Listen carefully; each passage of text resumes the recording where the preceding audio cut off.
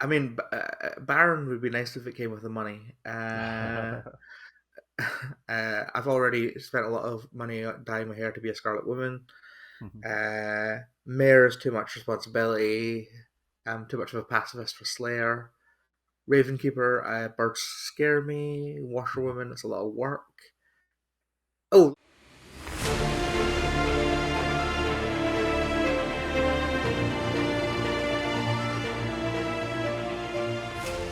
Hello, everybody, and welcome to this week's episode of Hard Claim with Viva La Sam. I'm Sam, and this is a show where we talk to people who play Blood on Clocktower and get their player perspective of the game. Joining us for this week's episode is Mara Joy. Thank you for joining. thank you for having me, Sam. Thank you. Yeah. So we have Trouble Brewing loaded up here. You drew Yes. the investigator token. Yeah. So night one, I would wake you up and tell you that either seat 3 or seat 11 is the poisoner. Oh, Poisoner is an interesting one. Yeah. Okay. Okay. Uh, so with that in mind, let's say we're chatting on day one. What would you Yeah. claim? I would on Trouble Running. I would as investigator. I'd claim top four. I'd claim top four to basically everyone. I think, uh, especially with the less information. Other information, I might change it, but with a poisoner, it's good to know there's a poisoner in play. So I might even tell one person straight up that there is a poisoner in play. Maybe that would be you, Sam. Maybe I'd come to you and say, "Hey, Yeah, Sam, there is a poisoner in play." I say, oh no, maybe I my won't tell info's you who it poisoned. is, but there's one. Would you go virgin hunting on day one? Um, for an investigator, I think it's complicated because I've seen a poisoner. My brain immediately does this thing, and I think a lot of people do this, where I'm like, Have I been poisoned?" And therefore, would it be a waste for me to go to the investigator? I'm sorry, a virgin, and I would I do like being confirmed because otherwise people will just think I'm evil later on in the game. Uh, but the first thing I'd do is I would try and talk to seat 3 and seat 11 and get a social read on both of them. Right. That'd be the first thing I'd try and do. And then secondary to that would be to try and either find a virgin or get myself executed for an undertaker. Yeah. What would you claim to either of those two? To those two, I would go to them and say I'm a top four and see how they react. Because if you tell someone they're a top four, it's always interesting. Because if somebody's a townsfolk, they'll be like, "Oh, did you see me?" Or if they're an outsider, they'll be very definitely be like, "Oh, did you see me?" If they're a minion, I feel like they'd be less likely to ask that question, and I'd get something from that. Where I'm going, it's interesting that you weren't interested to know that. This is just how my brain works like this. Yeah. Yeah. I'm a naturally suspicious person. I treat everyone with suspicion until I decide to trust them. If somebody was to say to me, "Oh, did you see me?" And I'd be like, "No," and then I'd see where we go from there. Yeah.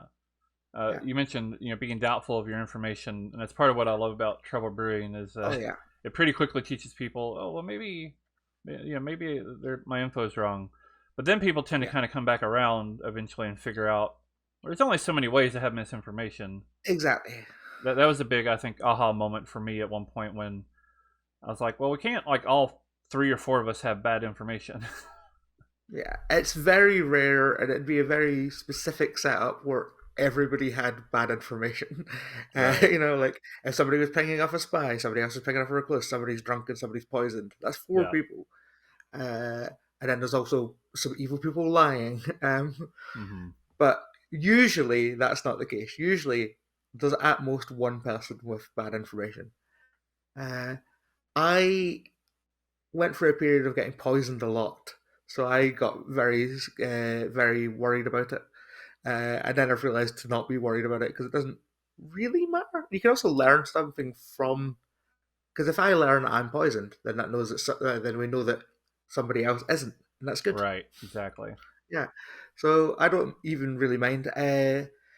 with investigator as well specifically, I probably wouldn't out the information on day one. Some people out it immediately and try and get both of their pings killed, and I try not to do that because uh, if one of them dies in the night, that's a huge amount of information. And so I usually keep it quite close to my chest who the actual pings are until a couple of days a couple of days Right. in, I especially in also, Trouble Brain. yeah, I also tend to look at it as, whether you're drunk or poisoned or getting true information, Yeah, probably neither one's a demon, right? probably. And yeah, and if you're drunk or poisoned and you've got this incorrect information, then you get to do that fun game of wait, why has the storyteller showed me these two people as a potential poisoner? Mm-hmm. Is it because they are both powerful roles that it would be bad for there to be suspicion on? So to help the evil team, the storyteller's putting suspicion on them. Is it two completely arbitrary people? Is it two people that the storyteller knows that I'm naturally suspicious of and has decided to make it them? Like, there's all kinds of fun questions that come into play with that. Even when it comes to the wrong, like, because you've got obviously the minion token and then a wrong token. Mm-hmm. Even who that's on is always fascinating to me. I'm like, why was that person shown? Because I think about these, because I storytell a lot, and I think about that stuff a lot. So I always try and sort of figure out why certain people are shown certain things. And sometimes the reason is because that person had nothing on them and it felt like a good idea to put something on them. Yeah. But sometimes there's a good reason for it. Like you go, oh, so if I went to see 11 and they claimed something really powerful to me, straight off the bat, I'd be like, okay, I trust you because you make sense as a no ping, as a wrong ping for an Yeah. investigator. And whereas if somebody goes, I'm a top four, I'd be like, that's weird. Why? And you start asking more questions. I think it's fun when the storyteller wants to purposely buck that meta and start Of showing. course, yeah, Yeah, that's exactly. that's part of This the is fun of the game. Yeah, you're in a constant losing battle, a constant race against the storyteller at all yeah, times, I and that's love it. part of the fun. Yeah. All right. So looking backwards a bit, how did you discover Blow on the Clock Tower and when? I first played this game in 2016, Wow. which is crazy. I was teaching improv classes in Edinburgh, and one of my students is Reggie Neeson, who's now the deputy manager of the Pandemonium Institute. But at the time, she was just like, "Hey, I've got this prototype of a sort of werewolf type game that my friends in Australia made. Do you want to play it?" And I was like, and I was already playing a bunch of social deduction games, so I jumped at the chance. And like, yeah, I played it in a pub in Edinburgh in 2016, which is a long time ago now. And we played a couple of games there. I think we met up twice. So I remember that first session, and I'm pretty sure we met up another time. And then Reggie travelled a lot back then, and still does. So Reggie, she went off somewhere, leaving the prototype in the hands of other people, and then it sort of got lost for a while. Like it sort of sat in somebody's cupboard for a bit. So I didn't actually then start playing again properly until during the pandemic. Hmm. But I was always aware of the game, so like I knew like Reggie was posting updates about the Kickstarter, which I couldn't afford at the time. So I was very aware of it. Like I followed it, but I hadn't paid for it. So when things started happening online, I was aware of that immediately. So I was in Discord. I was on the unofficial Discord when it first started. Back when I remember watching the streams, back when we were trying to play on Roll20, uh, way back in the day, playing games over Discord with lots of different like move your bots and all that kind of thing. Mm-hmm. Uh, and yeah, that's when I got into it. That's when I got properly into the game. Yeah. What hooked you about the game? I've always been a huge fan of social deduction games. Like I played Mafia a lot on forums when I was a teenager. I was always the person who would run Werewolf for my friends. Like I love storytelling Werewolf. I'm looking right now over it. all of the editions of Bang, the card game, which is not a great social deduction game, but it's a game that I own all of. I've got One Night Werewolf there as well. I have owned Avalon in the past, but I think I loaned it to someone and it's disappeared. So like social deduction games are always my favorite games, uh, but they always have that one big asterisk, which is I love these games. It is annoying that you get eliminated first. Bang is especially bad for that. I remember a couple of games of Bang. I don't know if you're familiar with the game I Bang, played but the dice version a little the bit, dice version not is much. well, the dice version is much better. Okay. Because the I say that as someone who's a fan of the card game because it's very possible in a card game, especially in a five-player game, that everyone just gangs up and shoots one person Hmm. on their first turn each, and that person is just dead before they get a turn. Like that's happened on more than one occasion, and I remember going, "This seems like a badly designed game. If you can Right. be, if you can be eliminated from the game before you get to play the game." Uh, I don't like a game that punishes you by making you like for various reasons. Either you can be doing too well at the game, like Werewolf is bad for this. It's like, oh, this person's close to getting me. They're doing too well at the game, so I'm going to remove them from the game and stop them playing the game. That just always really annoyed me, and there was Hmm. always something about it that just sort of stuck with me. It's one of the reasons why I gravitated to Avalon for a while because there's no player elimination in that, or One Night Werewolf because it's all one night. So the first time I played Blood on the Clocktower, like Reggie literally just described it to me as, "Oh, it's werewolf, but when you when you're eliminated, you're not." And I was like, "Oh, wait, why has nobody done that?" Like, I mean, and it turns out people had like done variations and stuff before, but nobody had ever done it in such a concise and robust way. And like, as soon as I turned up and like saw the scripts with all the roles, I was like, "Oh, okay, this is something that somebody has put a lot of thought into. Like, Hmm. this isn't just a werewolf variant, or this isn't just somebody trying out new character types on Mafia or whatever. This is something different. And I remember the first game. I don't remember who won or lost that very first game that I played, but I remember I was the recluse, and I remember getting executed day one, and going and being like, so now I'm not in the game. And then I remember being like, wait, no, wait, I can still talk to everybody. I can still do everything. This is amazing. And then the second game was what got me properly hooked. Because in the second game, I was the demon. I drew the imp in my second game, and I got one person on side who's a friend of mine. And I was like, okay, we trust each other. This is great. We trust each other. They're the soldier. Great. I can't kill the soldier, but I can befriend them. I can be sort of a Iago in their ears going, hey, this is the person who's suspicious. This is the person. And then we get down to the final three. It's me, this trusted soldier, and then somebody else.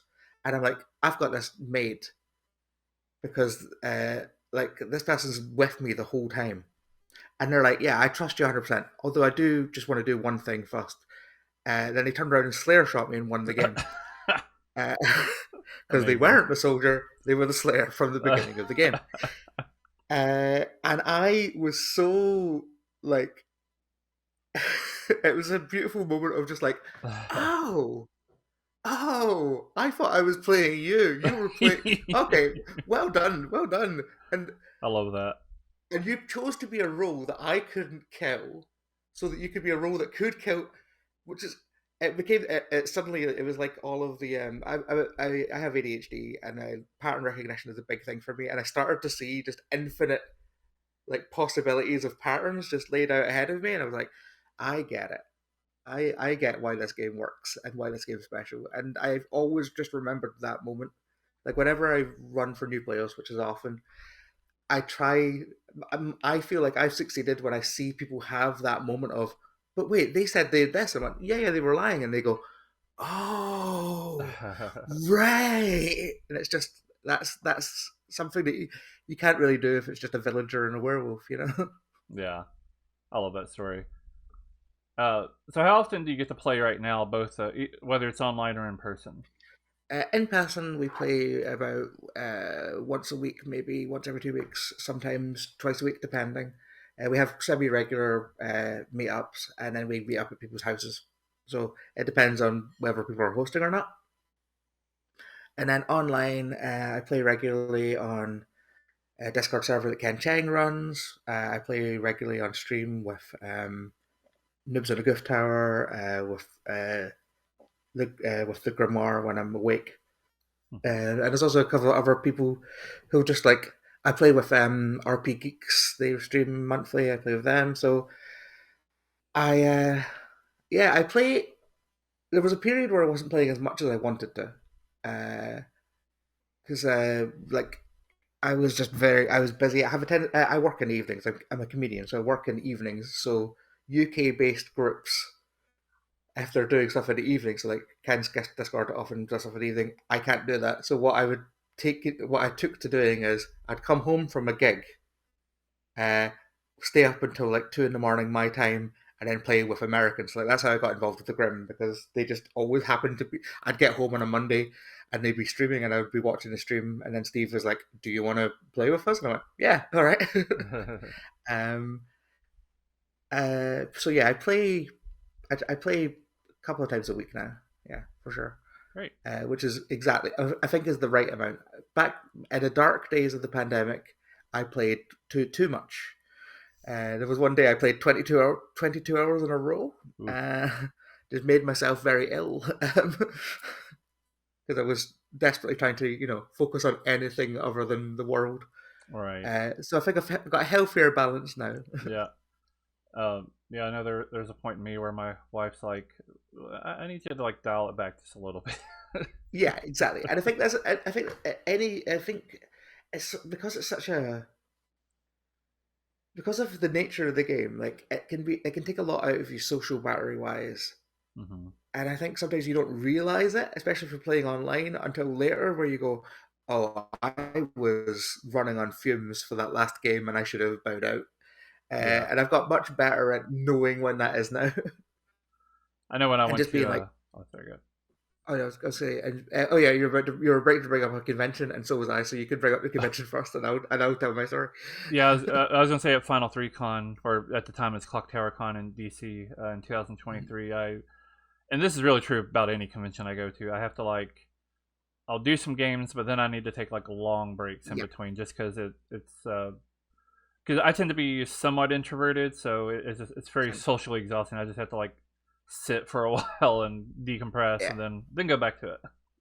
absolutely the same. When I did because when I did I went to Ravens Woodstock, which is the one in the social deduction convention, which is mostly Clocktower in the UK. It's called Ravens Woodstock, so it's obviously mostly Clocktower.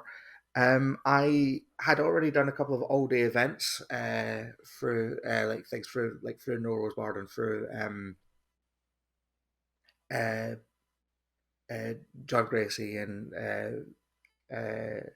his wife's company. So I already had this idea of I know what it's like to be on all day playing games. So when I was at Ravenswoodstock as a sort of invited guest, I went, I need to pace myself.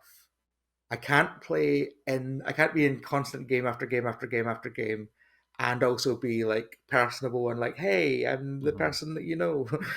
So I was like, I took a lot of time to just sort of like sit by myself. Sometimes just chatting to people, which is also fine, and sometimes just like quietly contemplating that. Okay, I'll be playing another game in 2 hours. This is fine. This is some time for me to get out of that play space and into just being me for a second, which is always nice. Hmm. All right. So when you sit down for a game and you're about to draw a token, what are you doing? What are you thinking at that time? Are you like looking over the script or just kind of feeling everybody out? Usually I'm cracking jokes. Usually, like I try to be especially if there's somebody I don't know that's in the circle, I'll usually like ask them a question or see or talk to them or be open to something they said, especially if they seem like they're a bit quiet or a bit nervous. I'll be like, hey, how have you played before? Like, what's the craziest game you've had? Or if they don't seem like they've played that much before, I'll be like, hey, what do you do? What's your life like? Like just try and chat to people. If it's people Yeah. I'm like close friends with, we'll have lots of in jokes and all kinds of nonsense. I sometimes miss, especially when I'm playing online, I miss when the characters come out because I'm too busy chatting, and I'm like, oh, I've got a character. Oh, there it is. Yeah, because the social part is what is maybe even more important than the game part to me. So Right. All right. So when you do draw your token, do you hope that it's blue or red? this might not surprise many people, but I hope it's red. I I hope it's red because if I'm evil, I know more of what's going on and I'm much happier. I don't get as confused. I don't get as frustrated. I'm just like, okay, I know what my job is. Either it's to stay alive or it's to keep this person alive. Fine. Um, if I draw a blue token, I have a much harder job depending on what I've got, um, and also and also the worry that I will inevitably look evil at some point, and I and I'm like, no, I'm trying to help, uh, and yeah. Whereas if I'm evil, I don't have I'm not it doesn't stress me out as much because I just know more of what's happening. I find it interesting because I'm almost the exact opposite. Oh yeah, a lot of people are. Yeah. What kind of characters do you like to play? Do you like kind of like info gatherers? Do you prefer more passive characters, etc.? If I'm a townsfolk, give me some information, please. Thank you. Solid information is what I want. Because then I can go, okay, this is mine. I know that nobody's lied to me about it, brackets, except for maybe the storyteller. And I can use this to help build worlds. That's good. If it's something where like I'm a slayer or something that needs other people's information, I nearly always hold it slightly too long or overthink it and double guess, like second guess myself, and then end up either wasting it or dying before I get a chance to use it. Whereas if I've already got my information, that's solid. That's fine. Right. Yeah. So as somebody who does comedy and improv, I'm curious how that influences, if at all, how you play Clocktower. Because I do see Clocktower as, I guess, performative to some degree. Oh, for sure. Uh, yeah, so I'm curious how that connection is for you. Interesting. I think I I try to like, especially when I'm evil and I'm lying. I try to use this is sound might sound ridiculous, but use like principles I've learned from years of doing improv comedy to let people talk themselves into the lie that I want them to believe. So like I'm like I want people to think that like say Chris is evil. Okay, so I'll let them say things, and then as soon as they say something that could lead towards that, I go, oh yeah, I actually, and then I'll jump in. Then that's like I'll go, I'll if, for want of a better term, yes, and that piece of information, and see if we can build on it. I go, that's interesting you say that because I was thinking this, and then that does the combined thing of it seeming, hopefully seeming natural from me that oh that's a genuine reaction, and also hopefully seeming like they came up with the idea and not me. So I think that's the kind of thing I try to do that. Some people see through it immediately. They go, hmm, that was interesting. Why did you say that? I went, oh, just a thought I had. I was like, okay. But that's what I tried to do. Yeah, And also, if you can make people laugh, people will trust you more. That's generally a weird rule that I live by. makes sense. Yeah. Yeah, I'm also curious about. So you're obviously somebody who plays sometimes in front of an audience, or, whether it's a yeah. stream or a live audience, and I'm curious how much you pay attention to, I guess, what the public perception of how you play is. Like if you're, worried about how you, I guess, convey yourself to a crowd. I definitely did to begin with. When I started playing for on Norrell's Bard,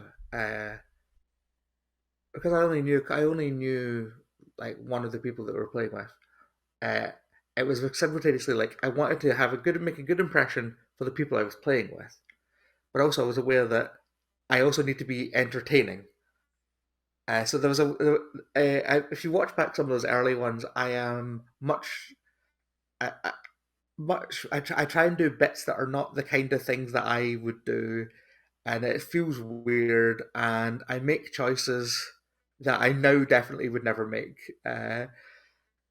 And that's an interest. It's an interesting sort of layer to it because the way I play when I'm like the way I play when I'm playing with No Rose Bard, the way I'm playing if I'm doing like Clocktower Live, the way I'm playing versus the way I play on a stream versus the way I play with my home group are they're slightly different. I'd argue the more comfortable I've gotten, the closer that all of those things have become. They've sort of evened out a bit. I've become more confident that people who I've got comments from people who are like, "Oh, I like watching you play because you're actually like for No Rose Bard. I like watching you play because you're actually playing the game, and also being entertaining and not just doing jokes." I'm like, "Yeah, okay, that's fair. I do like to play the game." um, and simultaneously, I've got other people who are saying that they like watching streams that I'm on because I'm not just about playing the game. I'm also trying to be, and I'm like, oh, that's the opposite of what these people are clear. So there's a sort of, it, it was like this, and now it's more like this. Cool. Yeah, yeah. Does that make sense? I hope so. Yeah, I think so. Yeah, it's I don't know. It's just really interesting to I guess because I've talked to a lot of people who play on Clock Tower, a lot of people who play on streams, but few people who have such a large audience because so many people have learned from No Rolls Bard and things Yeah, like that. So it's just really interesting to talk about. I think. it's that audience is crazy. Not crazy as in, oh, sorry, I mean crazy big. Some of them are very strange, but we all are. Um, I was at the Edinburgh Fringe a couple of years ago, and I'd only been on one Patreon episode and one Kickstarter episode, and somebody tapped me on the shoulder and went, "Excuse me, do you do Blood on the Clock Tower?" Um, and they were an NRB fan. But I always think back and go, that would be an insane thing to say to somebody if I wasn't someone who did that. Like if I wasn't me and somebody tapped me on the shoulder and went, "Do you do Blood on the Clock Tower?" I think I'd call the police. Yeah, All right. Well, so we have here loaded Trouble Brewed. yeah, So I do like to talk about the base scripts, and of course. I'm curious, is Trouble Brewing your favorite, and how's it compare to the other scripts? Trouble Brewing's the best script. It, it's the one that's been around the longest. It's the one that has had the most work done on it. It's the one also that makes the most sense, if that works. Uh, all of the rules on Trouble Brewing, I understand where they come from.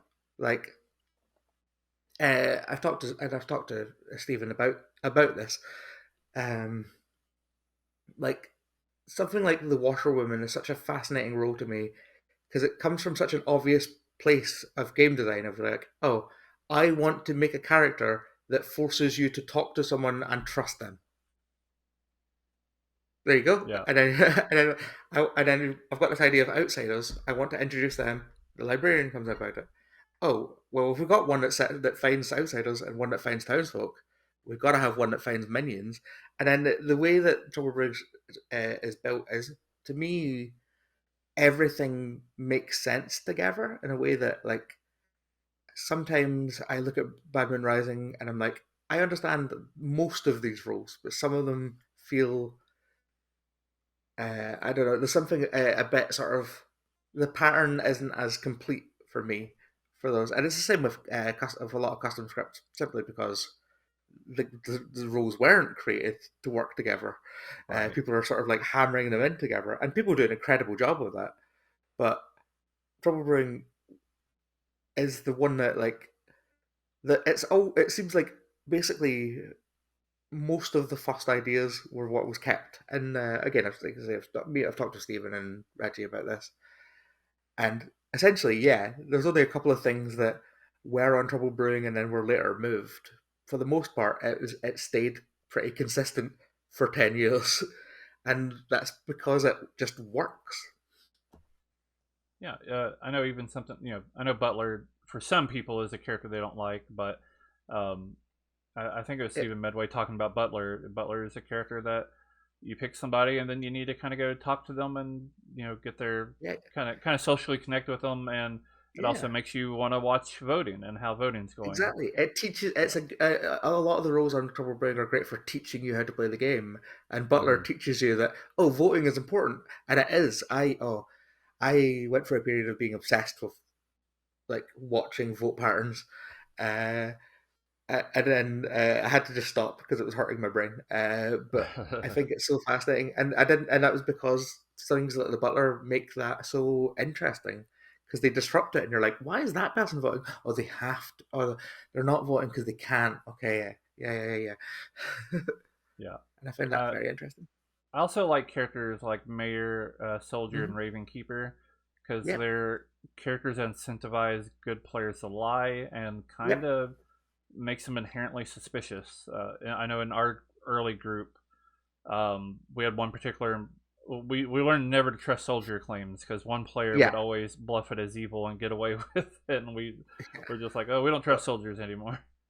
I think the current like meta in the game generally, and it varies wildly, seems to be okay. We're not letting a soldier get into Final Three, is which is like, but that's literally their one job, is that they get to do that. But I find that fascinating. Um, the amount of times like somebody will go, "Oh, there was no death in the night," and then somebody goes, "Ah, that's me. I'm the soldier." We go, "Oh, you're the demon who sank a kill. We need to kill you." And then at the end of the game, it's like, "No, they were just a soldier." But yeah, Yeah. I love Ravenkeeper especially because it's that risk reward character where you risk making yourself look shady, but your reward is you get to know who somebody is. That's incredible. But Mm-hmm. then there's the other side of that is you've made yourself suspicious to get there, so now nobody believes you when you go, no, this person is the demon. I saw them, and they're like, okay, all right, Yeah. or you star passed and now somebody else. Yeah. And Yeah, yeah, Mayor works the same way where a Mayor absolutely. claim at the end of the game is like incredibly like. Mm. Yeah, like I had a mayor one recently, which is the a Ravenkeeper confirmed the mayor, and then we ended up being two people who either one of them could have been a demon, and either one of them was a powerful townsfolk, and then the mayor who'd been seen by the Ravenkeeper, and we're sitting there going, I don't know who the demon is, but I think we can just win this, which is a perfect situation for a mayor and very rare. Until eventually one of those players nominated the mayor and we went, oh, so that's the demon. Okay, cool. And we were right. But that's very rare. Usually you're like, I'm not so sure. All right. Yeah. So what are your thoughts on like Bad Moon Rising and Sex and Violets? I do. I mean, I love both of them. I love Batman Rising. I love running Batman Rising more than being in Batman Rising. I'm the same way. Yeah, storytelling Batman Rising is it's the base free script that you have the most agency over, for better or worse, as a storyteller. And sometimes that leads you into these ridiculous situations. I had a game where I was like, oh, evil just win because I've not regurgitated anyone with a Shabalov, and I should regurgitate someone. The only person I can regurgitate is the professor, who then immediately resurrects the grandmother. And I'm like, no, Oh no, no. this has gone, this is spiraled out of control. I didn't mean this to happen. But I love the drama of this person is executed and they do die. Everybody go to sleep and everyone goes, oh, why? Yeah. Um, I we find we had that that recently where we had multiple days of people not dying because of a tea lady or a sailor, and finally the DA gets nominated and executed on the day that they're not protecting themselves, and I'm like, they're executed and they do not live; they die. yeah. Congratulations, you finally killed And everyone somebody. goes, ah, and there's cheering in the streets as finally we kill one of our friends. Yeah. No, I love running Badminton Rising. I find being in it, sometimes it gets to that position where you're just like, okay, it's one of these two worlds, and there's no way to determine which one it is. So we have to just go on socials, which can be really good. Hmm. But then you're like, it's one of these two worlds. We'll go on socials. We'll figure this out. And then at the end of it, you go, oh, it was neither of those worlds. It was this other thing that we could not possibly have guessed happened. Okay. Sex and Violence, I really like. Uh, I think it's the swingiest of. Uh, well, Bad and Rising can also be quite swingy, but it's swingy in a very specific way. Uh, as I can illustrate by saying, there was one time we were doing an event called Clocktower in a Castle, where we play Blood and Clocktower in not quite a castle, but it's basically a castle. Um, and we're running events. It was the first time we'd run it, so we had quite a tight turnaround for what were 15-player games. Like we had an hour and a half to run 15-player game, which is Oh wow, yeah, n- objectively not long enough. but uh, but I managed to run two 15-player games of Sex and Violence in an hour and 10 minutes. Uh, oh wow, because one of them ended on day two and one of them ended on day three. Because sometimes that's just what happens in Sex and Violence. An yeah, artist confirmed it was a Vortox, get themselves killed, and then there was a seamstress who had checked the artist and another player who was the demon. So between those two good players, they had just found the demon. There was nothing the evil team could do. yeah, Um, yeah. yeah. And then I the tend, next game, there was a oh, snake charming, so you know. right. Yeah. Uh, yeah, I tend to think of Sex and Violence as higher highs but also lower lows. Yeah. The games where it's like, what is happening? Oh my god, everyone's crazy, are amazing. But then there's some games where you're just like, oh, it's just, oh, uh, Ruin is just a demon. We just kill Ruin and we win. Yeah, All right, and everyone just goes, okay, let's play again. yeah, and that's a game. Yeah, yeah, Sex and Violence does introduce the mechanic of madness. yeah, So yeah. I'm curious how you feel madness fits in the game, both in S and V, but then also in the game in general. I love madness as a concept. But I 100% understand people who just refuse, who don't like not refuse to, don't like interacting with it, or have very specific views on it. Because it's one of these roles where it's a mechanic which is almost entirely at the storyteller's discretion, which is unusual for any game, I think. Uh, so I've played with storytellers who I think are too loose with madness, and that's left me a bit frustrated. Like as a Serenovus, being like, Mm-hmm. I mean, I do one thing, and this person's just completely ignoring the one thing I did, and this is all fine. It shouldn't be. I don't think this should be fine. But like, I'm, and then I know some people get annoyed when it's like when it's too strict, but I err towards being strict. Uh, and one of those games of S&V that I was talking about, um, yeah, I talked about how I was going to, how I was I'd said beforehand because it's this 15-player game in the castle, and it was some people who had just never played Clock Tower before. That was fascinating. We didn't expect so many people who had just never played before to be there. They were just like, "Oh, we've watched it, we've never played it." And I was explaining how I view madness, and I was like, "I'm super strict on madness. Like, if I get a sense that you're going to be breaking madness, I will execute you immediately." And I was being like quite intense, like comedically over intense about it.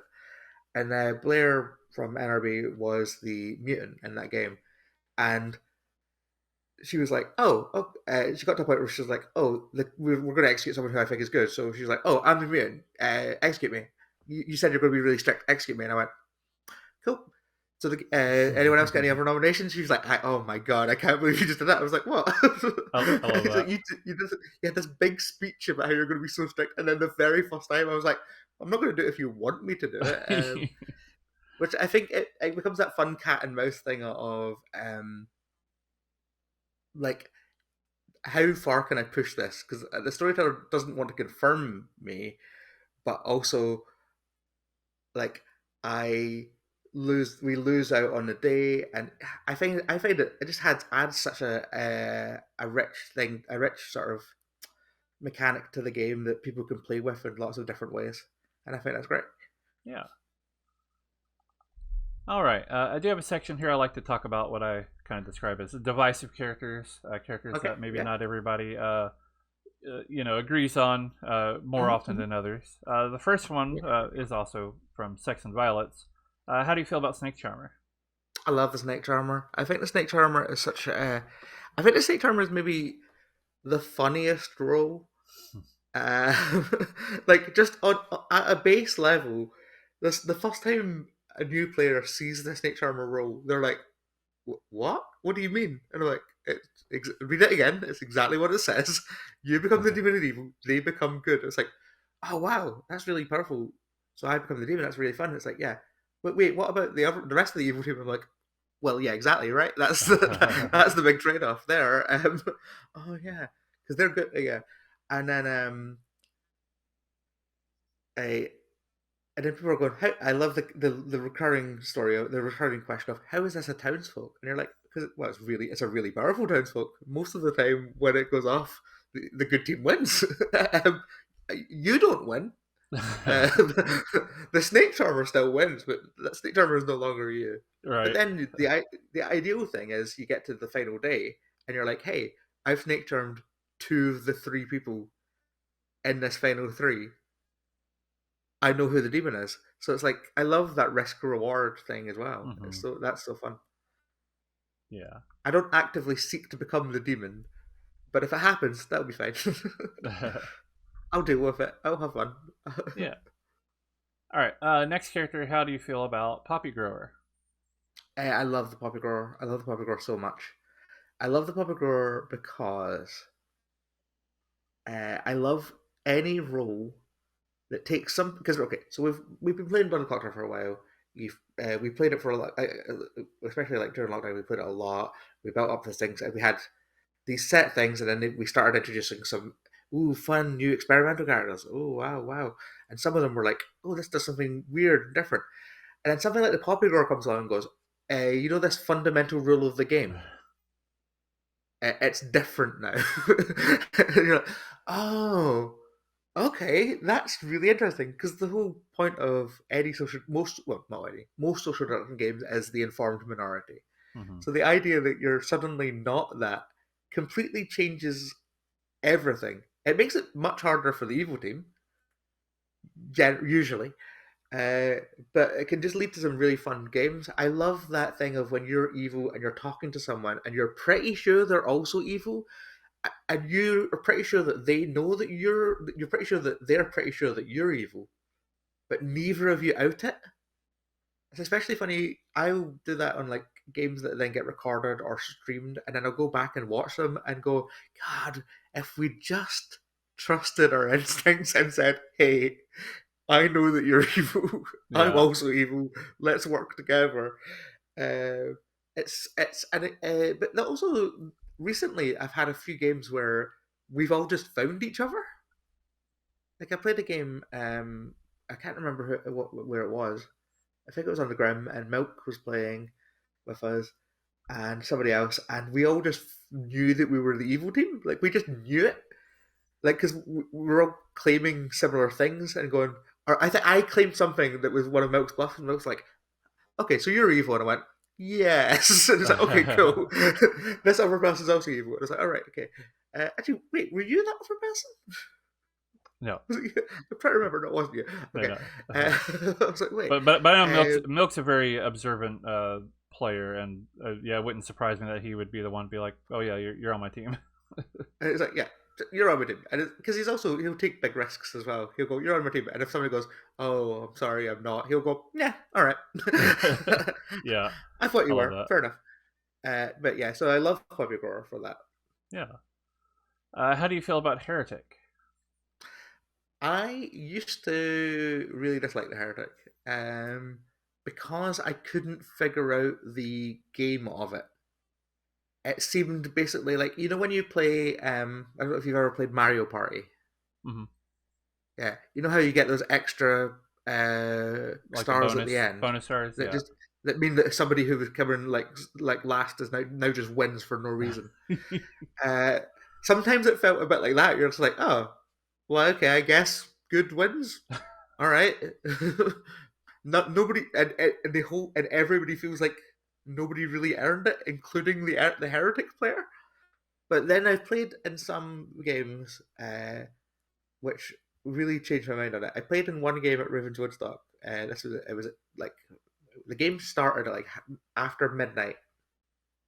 George was running it, and it was a heretic script, and I I was the mutant, the starting mutant who got jumped to by a Fangu, and I went on the first night.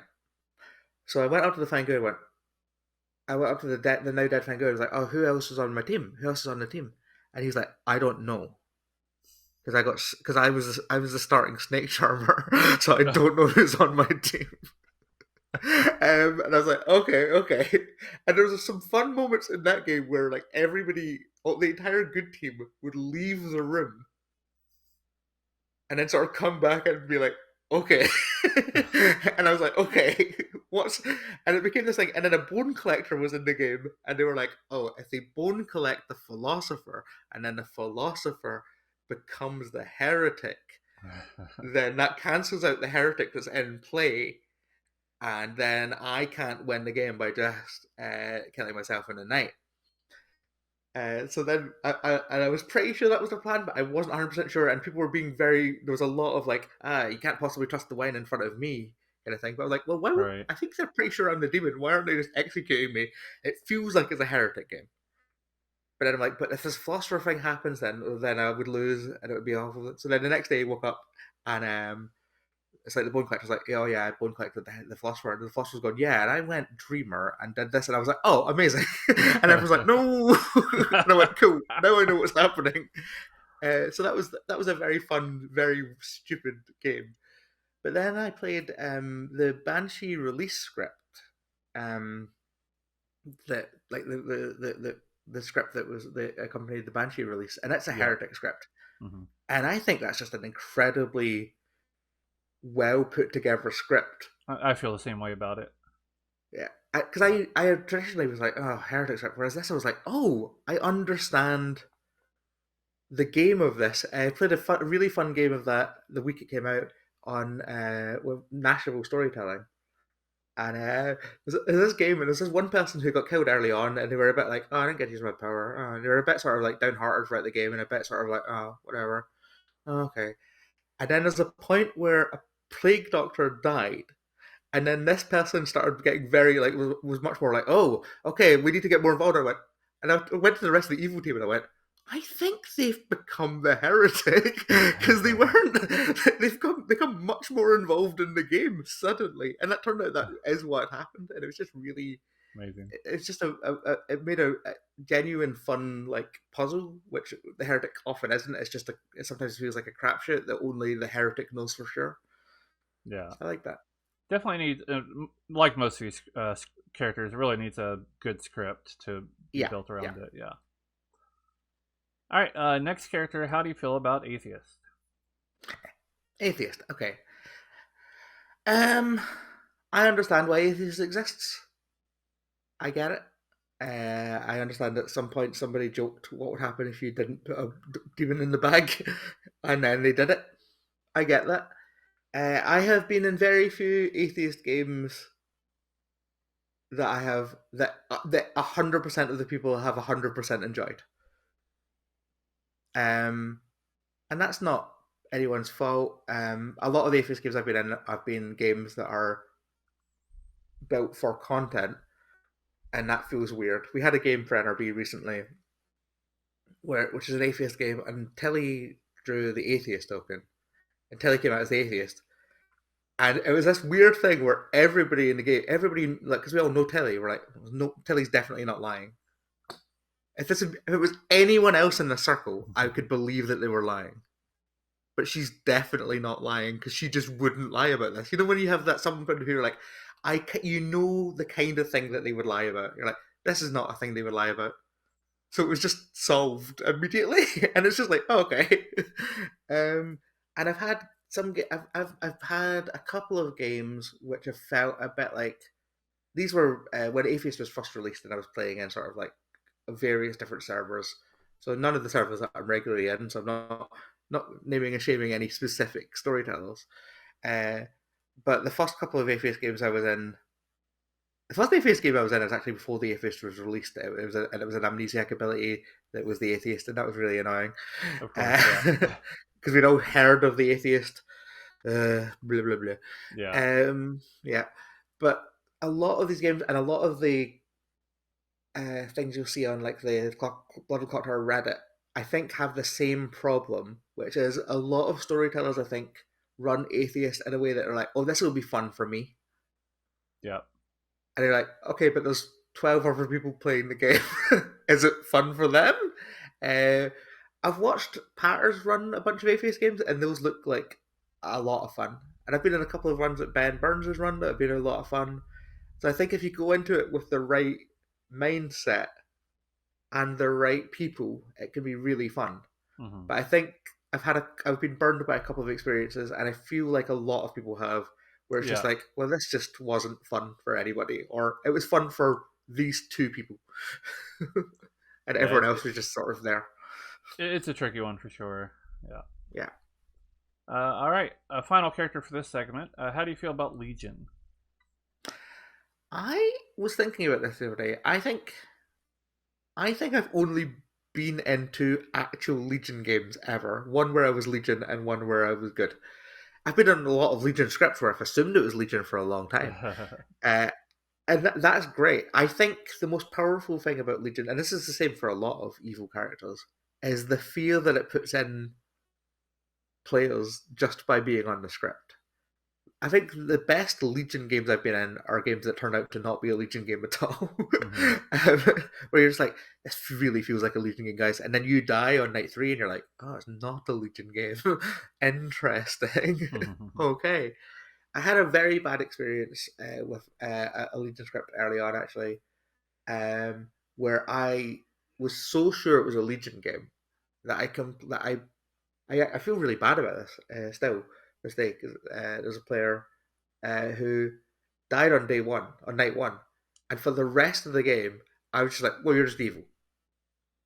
And I was, and I look, I think back on it, I was like, God, I was being so dismissive and so like sure of myself, and it turned out it wasn't, and she was just good, and I had just been a good player ignoring another good player's information for a full game, and that just felt really bad. Like I was just like, yeah, oh, and ever since then, even when I'm sure, in fact, somebody's evil, I'm always like, well, I'll still listen to you. And I'm still, like, obviously, I need to listen to you because it doesn't feel good if you're just being shouted down by somebody, you know?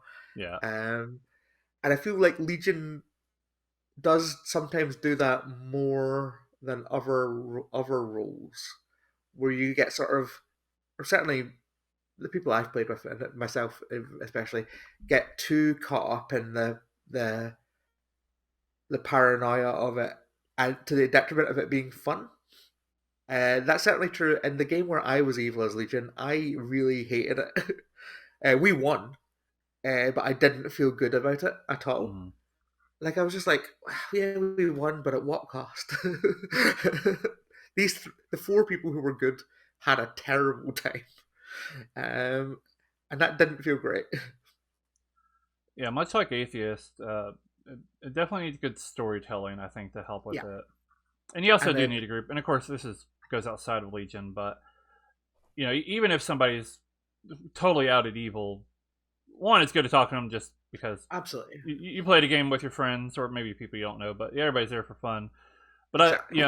even for some people are like, well, I'm not going to talk to somebody if it's not going to help my game, which I don't think is a good mindset. But even if it is your mindset, I'm of the opinion that you can kind of get something out of somebody Oh, that for you know is sure. evil. So yeah, And that's something I learned from that. And I wish I didn't. It didn't take me making somebody have a worse game for me to realize that. I did apologize later, but I felt really bad at the time. Um, but yeah, so Legion is something I've never ran a Legion game. Like I said, I've only been in two of them, so uh, TBD on my opinions on Legion, I guess. yeah, that's definitely fair. All right. So one last segment here I like to call this or that. Yes, I'll I'm just ready. name two characters. It's intentionally vague. Answer however you would like. Mm-hmm. So we'll start with Ravenkeeper or Monk. Ravenkeeper, 100 times out of 100. I understand the monk. I like the monk as a concept. I hate being the monk. Uh, I have never saved anyone as a monk. I have never looked anything other than incredibly suspicious by claiming monk. If I put it this way, if I'm in a game and I'm happily claiming monk, I'm much more likely to be the Ravenkeeper than I am the monk. My favorite thing to see is when a monk protects the demon who's trying to star pass. That's great. That's but so but great. then but then the imp kind of, well, it depending on the state of the game. Sometimes it makes the imp look good. That Yeah, it's like, oh well, the demon was trying to kill you. I was playing as a monk the other day, and the demon assumed that I was going to protect them, but star passed. So they star passed, and then actually I think it might have been Nina that was the demon. You can correct me on that. It was, I'm sure she'll let me know. yeah, yeah, yeah. But they star passed, and we're like, okay. And I was like, see, even when I'm doing the wrong thing, I did the right thing, or the right thing, I did the wrong thing. You know what I mean? Yeah, I can't win. yeah. All right. Next two here we have Night Watchman or Virgin. Night Watchman, for sure. I get really stressed out when I'm the Virgin. I hate being the person. I hate being confirmed good. This is the thing. I hate when people assume I'm evil, but I also hate being confirmed good to everyone. Like, I feel the Virgin, you're confirmed good to everyone. Everyone comes and gives you all your information and wants you to solve the game, especially for someone who, like, think I I think I'm pretty good at creating worlds and putting things together. If you give me all of the information, it's too much, and I go, it's this and this, or it's this and this, and this and this. If I'm a night watchman, one person knows that I'm good. That's exactly as much as I want. That's exactly as much as I want. I want Yeah. one person to know, not everyone. I think that's a good example of why Virgin, as powerful as it is, and I do think it's one of the most powerful abilities in the game, isn't overpowered because knowing all the information in and of itself won't win you the game. And it's one person trying to filter through it all, and then they're Right. like, "Oh, can somebody come and help me with this?" And then somebody goes, "I'll come and help you," and it's the poisoner. You know what I mean? Like, so. Right. Yeah. All right. Next two characters here we have Klutz or Puzzle Master. Ooh, hmm, interesting. I like both of these roles for basically the same reason. I think they're both like a nice puzzle No pun in intended. themselves. No pun intended. Yeah, but I like the again. It comes back to risk reward with me, which I didn't think about how much I enjoy the risk reward characters until we were talking about it. But I love the Klutz. I played a Klutz game. We had a charity stream last week, and I played a Klutz game in that where I died really early. Like I just died really early, and was like, I have no idea. I'm just gonna blindly pick somebody who I got a decent social read off of. So I picked Tiffy, and then I was just like, for the rest of the game, I'm like, amazing.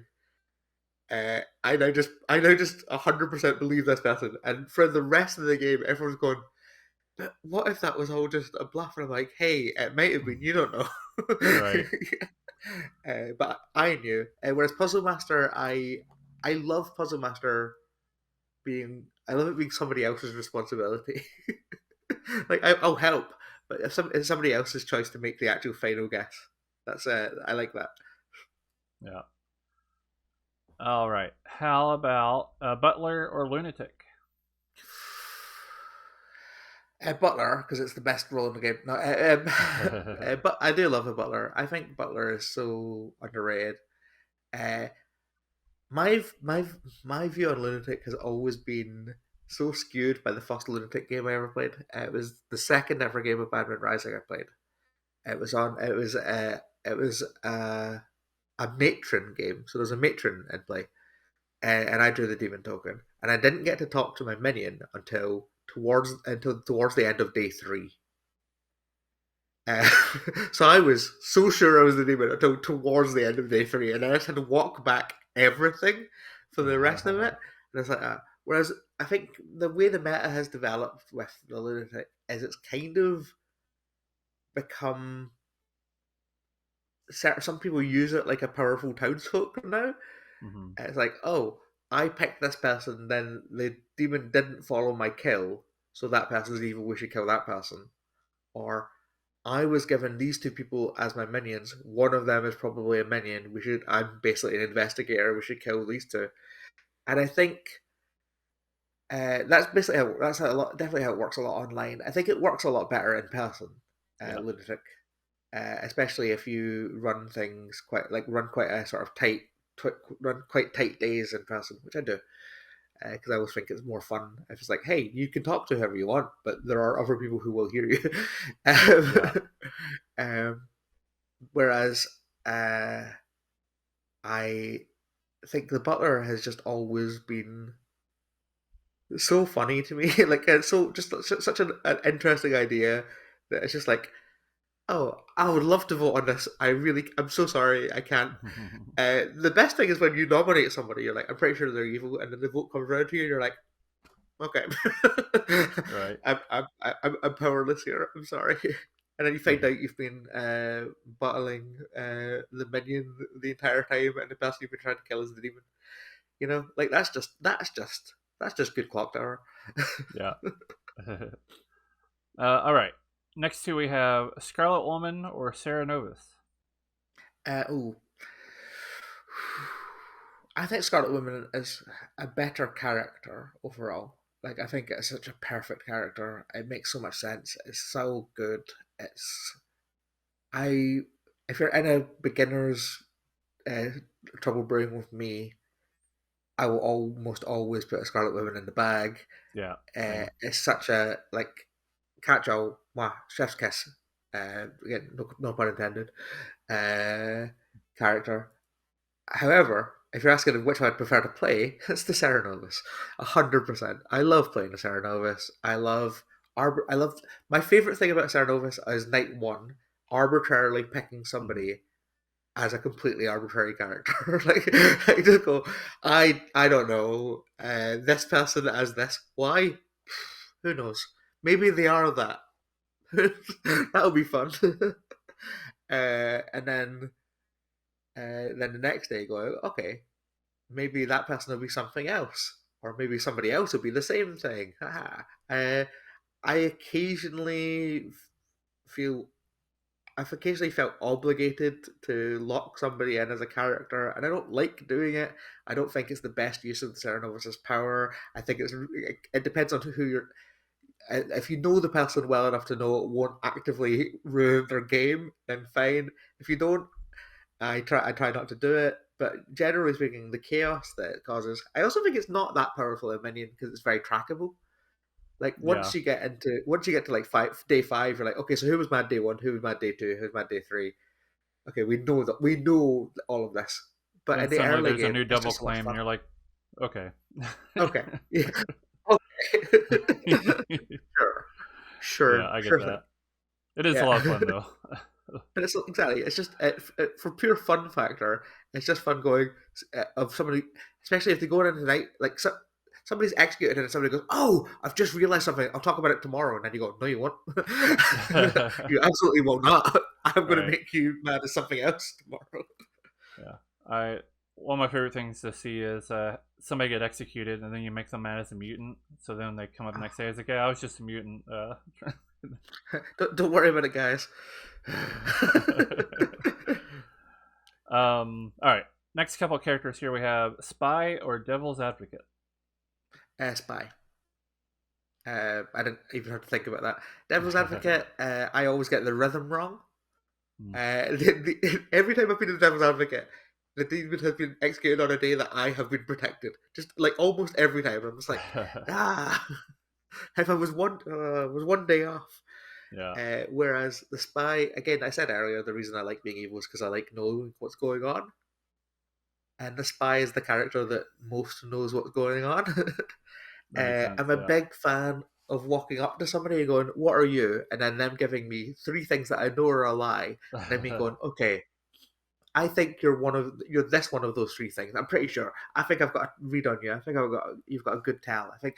And then they leave, and I go, "I can't believe they lied to me. Unbelievable, unbelievable that you lied to me, the spy." One of my favorite things to see people do too is just as a spy go up to somebody and just purposely double claim them and Oh, that's so much fun. I've done it like I've only done it once, and it went very badly for me because they were just socially much more trusted than me. But it's so funny to see just yeah. that person go, "What? Huh?" Yeah. All right. Got some demons now. How about Kazali or Leech? Hmm. Leech. I love the concept of Leech, and have been in some fun Leech games.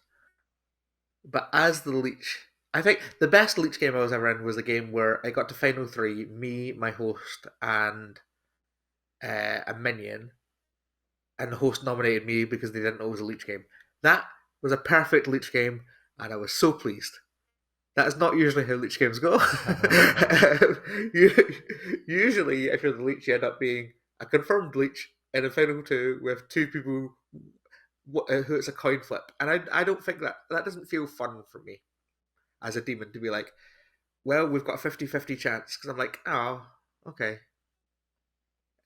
It's basically, because then you have to do the whole, oh, am I going to nominate? And it's it's not as fun. Whereas Kazali, I really like as a concept because I just like every time I've been to Kazali, which is only a few times, I have picked one person that I know really well, and then the person at the circle that I know the least. Because hey, I'm like, hey, we get to be on a team together. Nice to meet you. How are you doing? Right. I've made you evil. How do you feel about that? I hope well. If not, my bad. Um, I think there's something very fun about the concept of Ghazali, and it's less likely to lead to an end game that frustrates me than leeches. Makes sense. All right. Last one here. We have Yagababble or Oho. Yagababble a million times over. Yagababble all day, every day, until like tomorrow, or until next year. Oho, I understand the concept of. I think it's something that is that a lot of people can make work better than I can. I'm a big fan of like Emma of Grim Scenarios and Funny Streams. Her thing of just killing drunks and raven keepers immediately as an oho. That's brilliant. I think that's the correct way to use it. Is to just go, oh yeah, oh you're a raven keeper. Good luck choosing from one of the 11 people. Right. Yeah, um, that's always fun. But I love Yagababble so much. It's such a stupid demon. It's so stupid. I played in a Yagababble game. I was I was a lunatic Yagababble. It turned out, which figured out on day two. Um, and people it was a script of a witch on it, and I pretty much always nominate on day one. It's become a sort of running joke. So and I nominate on day one to get a social read off someone. By going, hey, how are you doing? How are you? We've not talked. How would you feel about dying in this game? Blah blah. Blah. Good. But there's a witch in the script, so I was like, I'm not nominating. There's a witch in the script. I'm not nominating. There's a witch in the script, and I kept saying it, and people kept going. Mara's obviously a Yagababu who's got a Yagababu phrase that's something to do with witch, and I was like, no. In my head, I'm like, no, I'm the lunatic, and I've known the lunatic because somebody just hard claimed one of my bluffs to me, and that's not my phrase. My phrase is something completely different. But it's just this. I love that fun game of someone going. They've been talking about this a lot. I'm going. It's just something that I worry about on which scripts. It's not connected. I ended up losing that game in the most bizarre final three I've ever been in. Where I was like, oh, we all know that Barry's evil, so this is fine. I don't even need to come out as the lunatic. That would just muddy the waters. we're all just going to execute Barry. And then we executed me, and I was like, how did that happen? And then it was like, you didn't come out as the lunatic. And I went, I didn't think I needed. Right. I'd been shot by a slayer. It was a very fun game. What kind of fun Yagababble phrases have you heard before? I, there's a guy in Ken's Discord server, Carol, an incredible, such a fun player to play with. Uh, and he's this very deadpan manner, and he had this running joke for a long time of whenever there was a vote on anyone, he'd just be like, "That's a lot of hands." Like every single time. So the very first time that he was the Yagababu, the story I was like, well, Carl's phrase says that's a lot of hands because he's going to say it anyway, and I think that's very fun. I had the first time I ran a Yagababo game, it was going very badly for our evil team. The demon was killed and went to a Scarlet Woman, and the Scarlet Woman had it was Danielle, and she had said there's something. What was it? She's like, it was something like, well, I don't know if I believe that in this exact specific way. And she said it twice. And I went, that's going to be your Yagababa phrase. You're going to get 2 kills. Good luck saying it again without anybody noticing. It was very fun. I think there's a lot of fun. There's a lot of fun to be had, especially if you know the people and you know the kind of things that they're likely to say, or if you want to be a challenge, what's something that this person would never ordinarily say, and they've got to try and work it in. If they're the kind of player who enjoys that kind of challenge, I think that's fun. One last question before we go. So looking at this script here, what character would you like to be in real life? Ooh.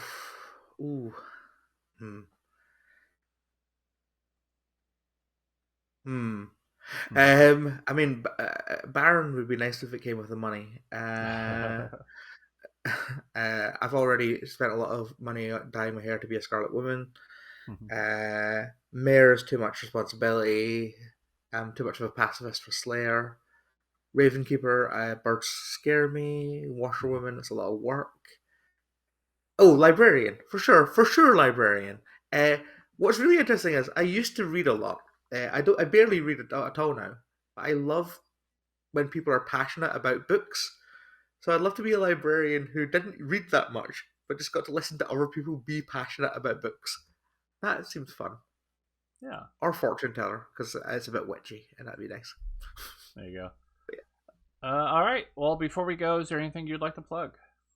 Yeah, you can see me on Noobs on the Clocktower. You can see me on RP Geeks. You can see me on. You can listen to me in the upcoming Realms Blood on the Clocktower podcast, which is a Blood on the Clocktower, which is us playing Blood on the Clocktower in an audio medium. That's weird, but it's really interesting and really fun. Zach and Emily have done a really great job with that. You can see me on the Grimoire. You can see me on Noro's Bard and on their Patreon. And if you want to see me just do comedy, and you happen to be in Glasgow in March of next year, I'm doing a show then. Basically, just find me around and invite me to come and play Clocktower with you, and I probably will. Yeah. Well, you're always welcome to come play with us at Hard Claim. Yeah. All right. Well, Mara Joy, thank you for joining us. Thank you for having me. Yeah, and thank you all for watching. We'll be back next week with another episode.